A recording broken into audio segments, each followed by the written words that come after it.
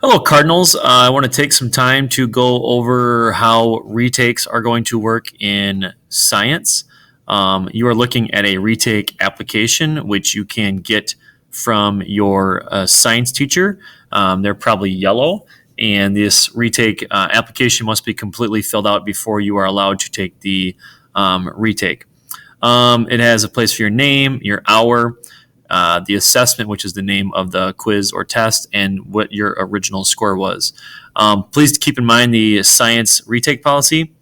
We will offer retakes on summative assessments that are more than 10 points. So if our next quiz is only 8 points or 9 points, then you are not allowed a retake, but only on summatives that are more than 10 points.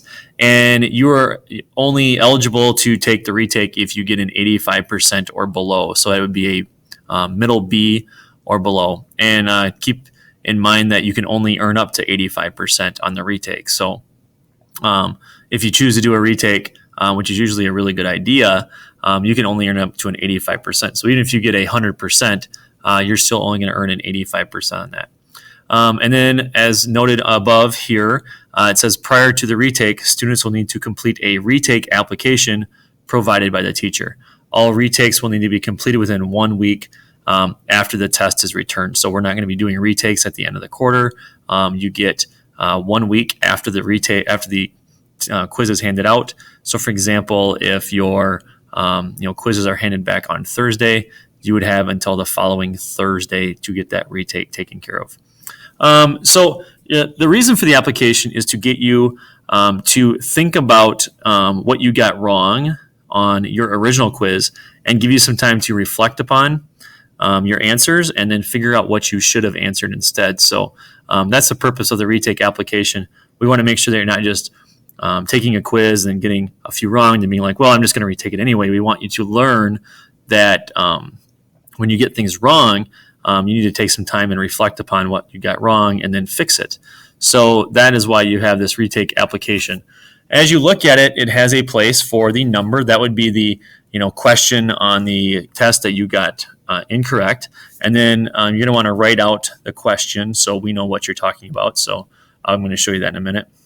You're also going to want to write what you originally answered. So this is your chance to reflect upon what you originally answered and then write the correct answer here. So this would be what you originally had that was wrong, and then what you wished that you would have put in the correct answer. And this might take some time. You might do some research. You might have to look in your notebook to find that answer. And then finally, this is the big one. Explain why that new answer is correct. So, how it changed from the wrong answer to the right answer. This is the thinking part of this. Explain why that new answer is correct. Before we get to an example, I want to show you the following.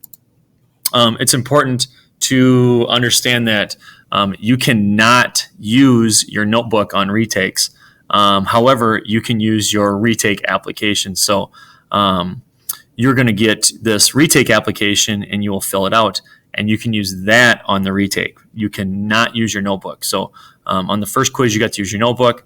On the second retake, you would get to use this retake application. So not only is it giving you a chance to reflect upon what you got wrong, it is also kind of a note sheet for that second exam. Here's an example that I put together so you can see what we're talking about. So name Freddie Jones. You write your hour fourth. That helps the teacher keep track of what's going on. And then you need to make sure that you put the assessment. It was lesson 2 quiz or lesson 3 quiz, whatever quiz it was or test. And then finally your original score. So Freddie Jones here got a 12 out of 16, which is a 75%. All right. And then you're going to go through and put all the questions that you got wrong and explain what's going on. So I'm just going to go through this. 6B, which is a question about a car moving on the roundabout and is it accelerating using the evidence from the story. And Freddie Jones here, his original answer said the car is not accelerating because it is staying at the same speed throughout the roundabout. Now, even though that's correct, yes, it is staying the same speed throughout the roundabout. It is actually incorrect because the car is accelerating because it is turning. It's going around the roundabout. So Freddie here wrote his new answer. Acceleration is change in speed or direction. The car is accelerating because it is changing direction. turning around the roundabout. So that's the answer that Freddie wished he'd have put. And then here's the thinking part, why the answer is correct, why it's better than the previous one. And I wrote, or Freddie Jones wrote here, the definition of acceleration includes change in direction. My previous answer did not take into account direction change. So this is where you're thinking about, how your original answer and your new answer relate to each other, and why the new one is correct. So that is a little summary of the retake application process. If you have any questions, you can ask your teacher. And have a good day, Cardinals.